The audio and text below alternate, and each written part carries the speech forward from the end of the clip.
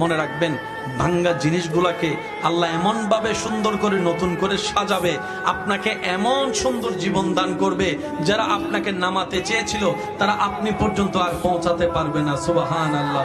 যারা আপনাকে টেনে ধরে নামাতে চেয়েছে তারা অনেক পিছনে পড়ে থাকবে, আপনি রবের রহমত নিয়ে অনেক দূরে এগিয়ে থাকবেন।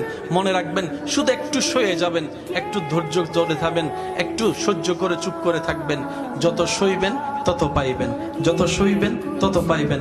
কোনো আফসোস নাই, কোনো আপত্তি নাই, কোনো হা হুতাশ নাই। রবকে শুধু এতটুকু বলবেন যখনই মন খারাপ হবে, সিজদায় মাথাটা ঝুঁকিয়ে, ইয়া রব, আমি যা পেয়েছি কোনো কিছু পাওয়ার যোগ্যতা আমার কাছেই নেই, সব তুমি দয়া করে দান করেছো, সব তুমি দয়া করে দান করেছো।